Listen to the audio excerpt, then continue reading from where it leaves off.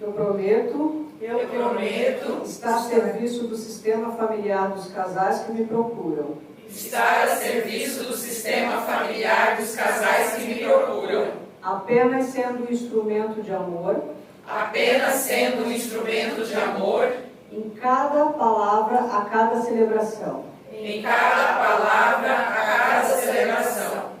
Prometo manter-me vigilante na postura Prometo manter-me vigilante na postura sistêmica e não esquecer e não esquecer que a base desse trabalho que a base desse trabalho são as ordens do amor de Bert Hellinger. são as ordens do amor de Bert Hellinger.